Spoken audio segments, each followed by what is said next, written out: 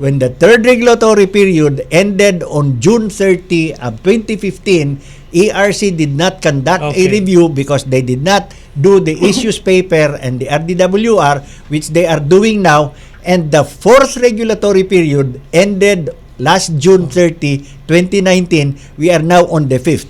The fourth regulatory period was finished on the basis of an interim average rate, which was an average derived from the third regulatory period without review, without audit, without verification. Suma total, kasi mahihilo ang publiko, sigurado mahihilo, no?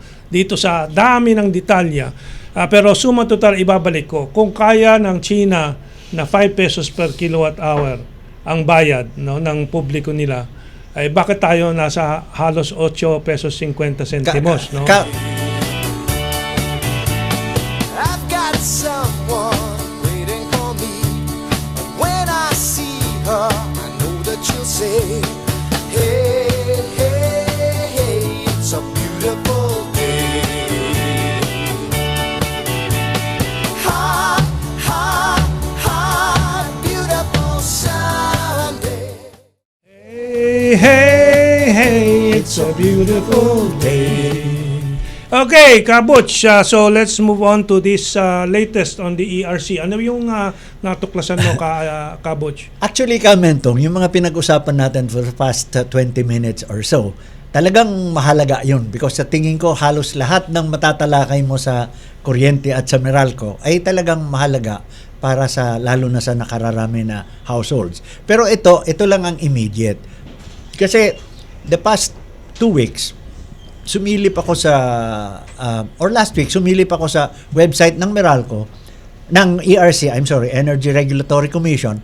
May nakita ako na press release or posting nila, dalawang magkasunod, na ang sinasabi ng ERC, literally pounding its chest and proclaiming proudly na inutusan namin ang utilities na nasa PBR, Performance-Based Regulation, para isoli nila yung mga nasingil na fees sa atin para sa so-called regulatory reset experts.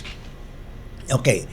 Ang pangalawang utos na yun, follow-up na press release, in-enumerate na nila kung magkano ang isosoli ng mga specified na utilities. And by the way, Meralco was not even specified in the enumeration.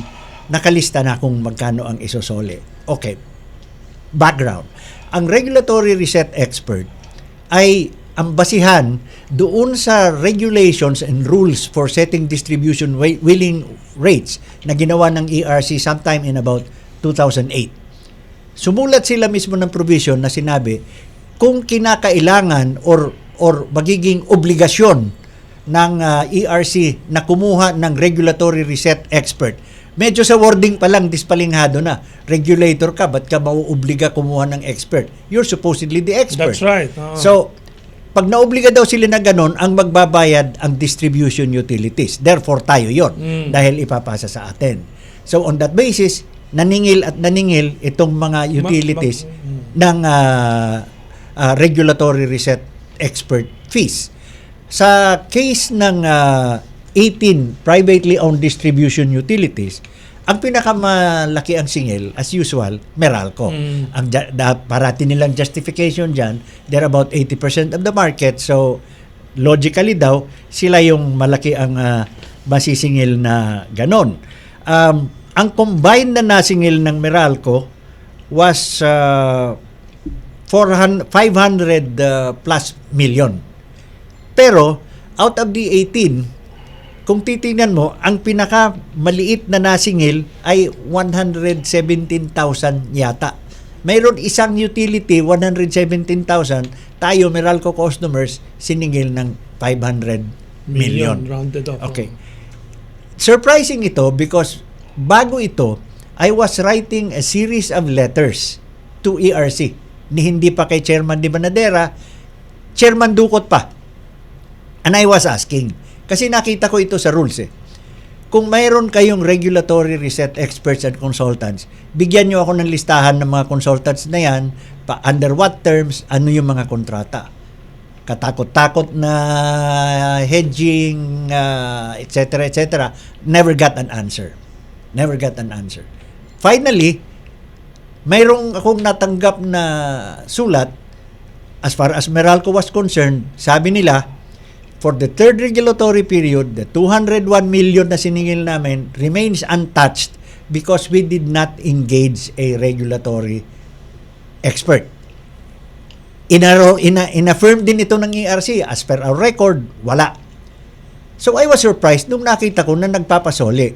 So out of curiosity, tinignan ko yung in-enumerate ng ERC na dapat isusoli ng utility na sa unexpended amounts and compared it doon sa na-approve sa application kasi naka-state yun doon sa annual revenue requirements nila na in-approve. May mga diferensya. Halimbawa, yung San Fernando, ang siningil nila 5.8 million, ang ipinapasole 1.3 million. So, yung difference na yon, ibig sabihin mayroon silang kinontrata. Ano yung sinasabi nila na wala silang kinontrata? Yung Meralco, 515 million, pero hindi naman sinasabi kung magkano ang ipasosole. Instead, ang sabi ng press release ni Chairman Di Banadera, pagsusoli daw ng 0.04 centavos ang Meralco per kilowatt hour. But again, misleading yun dahil ang amount noon will depend on the volume of sales. Kung ilan ba ang nabenta mo before you are able to arrive at kung paano ang gastos na yan. So, ang refund na yan. So, maraming questions na lumalabas. And tomorrow, I plan to go to ERC and seek clarification on this. But offhand, already, gusto ko nang ma-raise yung mga questions na yan.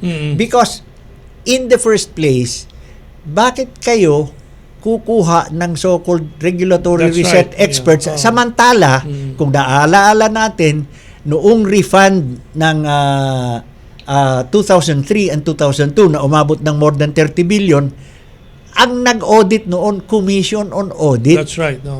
At saka nasa regulations at sa batas yun na ang dapat gagamitin nila Commission on Audit. Ba't ka kukuha ng private na ang nag-i-engage ang utility na supposedly kino-audit mo or nire-review mo? Yung ERC mismo dapat sila ang nag-audit, di ba? Exactly. So maraming mga questions dyan na dapat sagutin.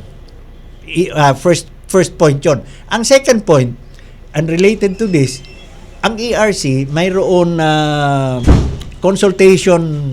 public consultations bukas tungkol sa RDWR or rate setting rules nila for ang tawag na nila ngayon, combined 4th and 5th regulatory period, gagawin bukas 2 to 5 doon sa ERC office nila sa Pasig. Itong rate reset expert or consultant na fee, kasama yan doon sa PBR. Yung i-consultation nila bukas na RDWR, PBR yon. So, ang tanong ko ngayon, nasaan ba talaga tayo, ma'am? Anong basis nyo na nireview nyo itong particular component ng fees and charges ng utilities, kung bukas pa lang, nagko-consultation pa kayo tungkol sa pagpapatupad ng audit or review nito. Kaya tayo mula pa noong 2014,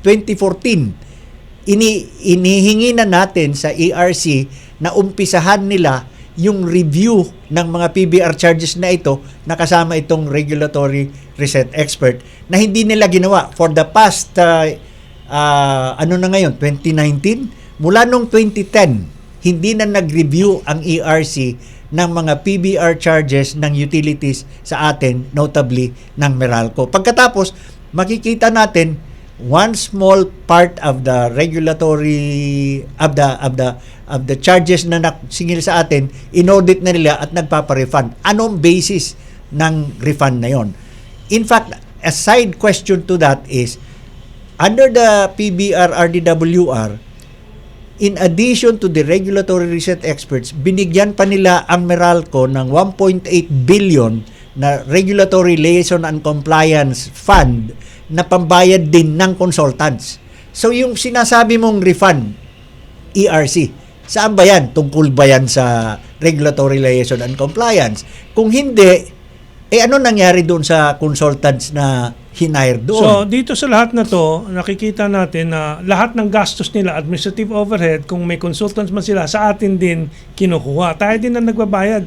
So, anong kapital nila? Wala talaga silang kapital. Oo. Ang sistema kasi doon, Kamentong, bago itong sinasabi nila na PBR, Performance-Based Regulation, Return on Rate Base, ang sistema, ang utility, mag-i-invest. After having invested, pupunta siya sa regulator at sasabihin niya, I invested this much, you should allow me a maximum of 12% return on my investment, and this is now my new rate based on that, based on those parameters. Ngayon, sa PBR na ginawa nila noong 2008 inumpisahan at kinonceptualize in 2003, magsasubmit sila ng spending budget sa ERC, sasabihin nila, ito yung aming budget na gagastusin to provide the service for 4 years, sisingilin namin sa customer, then after 4 years, as it turns out now, bahala na si Batman kung paano namin ginastos yan. Okay. Because ERC has not looked into the expenses and collections ng utilities since 2010. Wala nang naging This is review in ng fact, PBR. this mga audit consultants rate reset is one of the smaller aspects of minuscule. It's a very small item. The total revenue requirements ng Meralco for the third regulatory period was something like 216 billion pesos. 216 billion. Itong regulatory reset expert is only 500 million. Although the regulatory liaison and compliance was 1.8 billion. And mind you, that's only the third regulatory period that we are able to track, because when the third regulatory period ended on June 30 of 2015, ERC did not conduct a review because they did not do the issues paper and the RDWR, which they are doing now. And the fourth regulatory period ended last June 30, 2019. We are now on the fifth. The fourth regulatory period was finished on the basis of an interim average rate, which was an average derived from the third regulatory period without review, without audit, without verification. Suma total, kasi mahihilo ang publiko, sigurado mahihilo, no? Dito sa dami ng detalya. Pero suma total, ibabalik ko, kung kaya ng China na 5 pesos per kilowatt hour ang bayad, no, ng publiko nila, ay bakit tayo nasa halos 8 pesos 50 centimos, no? Kamentong, nung pinag-uusapan yung third regulatory period in 2010, ang proposal ng Meralco was 1 peso and I think 48 centavos per kilowatt hour ang sisingilin nila na DSM. Ang counter na figure na sinasite ni the late Mang Naro Luwalhati in opposing it, sabi niya, dapat ang singil nyo lang is 90 centavos per kilowatt hour. Ang inapprove ng ERC was 1.22 per kilowatt hour. The difference between 90 and 1.22 magkano inapprove ng ERC over 0.9? 1.22 over 0.9. Kumita ERC ng mga 0.3 dyan. Even if assuming at that time ang sale ng Meralco was 28 or 26 billion kilowatt hours annually, that is still 32 centavos times 28 Pinagpiesta, billion. no? Yan, nung panahon ni Noy Pero Aquino. yan liban pa doon sa generation na sobra din ang kita, no? Ako Kamentong, I'm very confident na kung hihimayin isa-isa yung mga nasingil ng Meralco sa atin based doon sa kanilang annual revenue requirement na inapprove ng ERC, kung himayin yan isa-isa, marami ang lalabas talaga ng mga overcharges. Kanina nabanggit ni Kaado yung mga subsidiaries. Siningil tayo ng more or less 12 billion billings and records. Tayong lahat nagpupunta sa Bayad Center. Ang Bayad Center is a subsidiary of Meralco. Kaya nga tayo na nagpupunta, ang Bayad Center kinontrata ng Meralco using our rate charges para bayaran for the service. Kaya umaabot ng 12, saan ka nakakita records keeping 12 billion pesos? Ito, nakakaturete na ang pagsasamantala sa atin dito sa kuryente. Sobra-sobra na. At kanina, sa labas po ng diskusyon na to sa ere, nabanggit nga ni Kaado yung politika sa likod yan na may kamay ang mga Macapagal, no? Si Gloria Macapagal Arroyo at yung kanyang asawa. Kaya po na-appoint si De Banadera, bata po yan ng mga nila Arroyo, and so on. So, ang malaki yung biniling shares of stock dyan ng mga Arroyo sa San Miguel Corporation. Kay ni Ramon Ang. No? So, yan ang mga intertwining and interlocking connections Actually, as a matter of legislative policy, nung unang binuo yung EPIRA, mayroon talagang absolute cross-ownership limit. I mean, if you're in generation, you're in generation. If you're in distribution, di ka pwedeng magpunta sa generation. Okay. Absolute limit yon. In the watered-down version na na-approve, nilagyan ng percentage cap yun. Okay. At dapat, ibalik yung absolute limit na yun ng cross-ownership. Pero they're already ahead of us. 7 minutes before the end of the program, no? We have other things agenda, no? So itong kuryente, continuing yan. 20 taon na natin tinututukan ito, no? More or less. Kasi kailangan ayusin ito, and this should be the final, if not, no, act, no?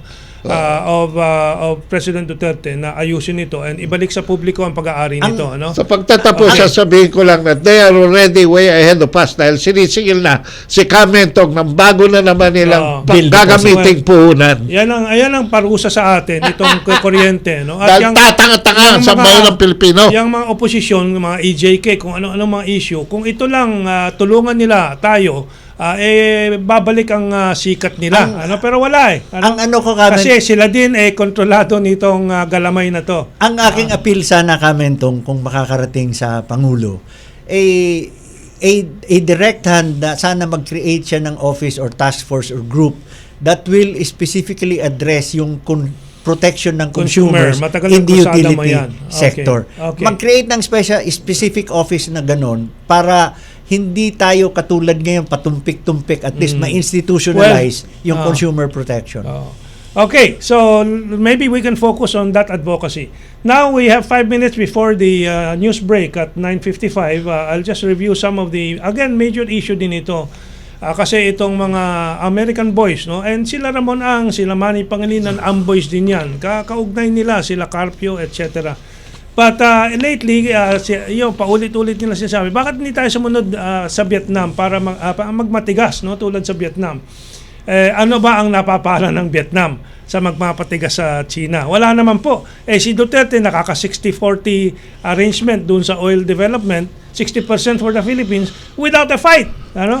Marami naman nagsasangayon tulad nitong editorial ng Malaya, July 26. Last month, an article appeared in Forbes magazine written by Panos Mordukautas advising President Duterte to do the right thing and emulate Vietnam and stand up to China, protect the interests, the resources, and the lives of the Filipino people from China's aggression. Daw, the Philippine government, sabi ng Malaya, said this won't hold water, and Malacanang is unimpressed in the handling of both Vietnam and Malaysia in their maritime dispute with China. Asked if Vietnam's move should serve as a model for the Philippines to address its own disagreements with China, presidential spokesman Salvador Panelo said it means also that Vietnam is risking an armed hostility between the two countries and risking the lives of its own people. From Manila Bulletin, kasama na ang Tempo at Balita, a win-win approach to tapping the South China Sea resources. President Duterte has chosen to negotiate rather than fight like Vietnam once did. Vietnam has since joined the other ASEAN in agreeing to the drawing up of a code of conduct to guide the various nations surrounding the South China Sea with the goal of preventing violent confrontations and settling disputes Instead, through consultations and diplomacy. The Philippines and China will start later this year an oil exploration and development project in the Calamian area west of Palawan with a 60-40 sharing agreement in favor of the Philippines. This is part of the win-win strategy that the Philippines has chosen in its dealings with China as they move to develop Asia's natural resources that has long been exploited by outsiders. So ganyan din po sa Tempo at sa Balita. Yan dalawang editorial na yan.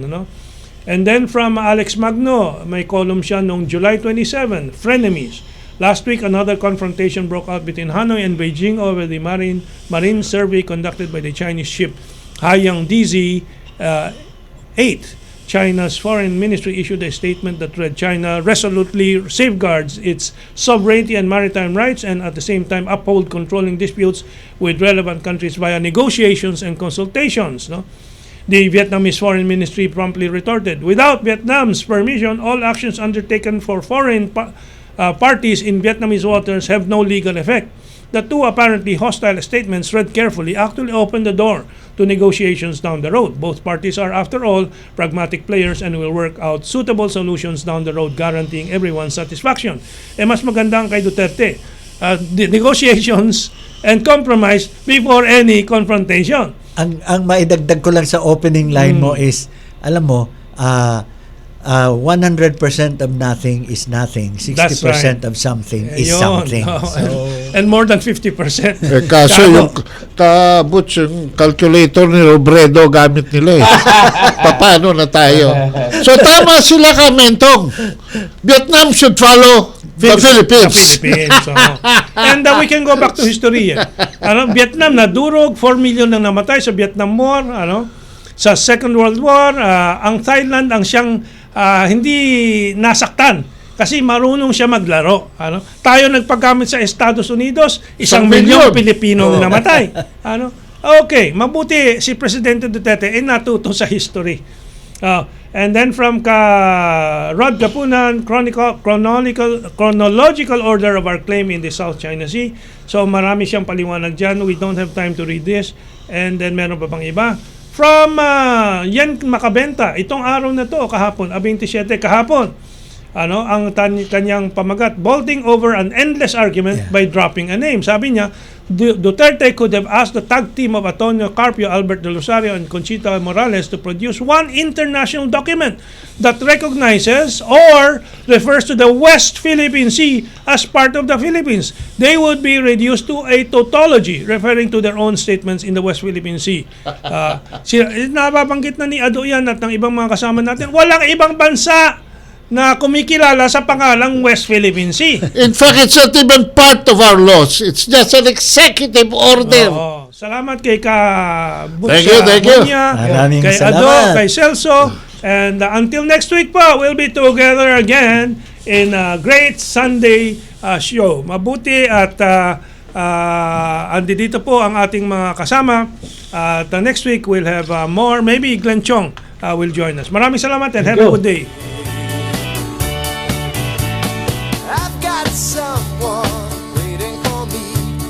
When I see her, I know that she'll say, hey, hey, hey, it's a beautiful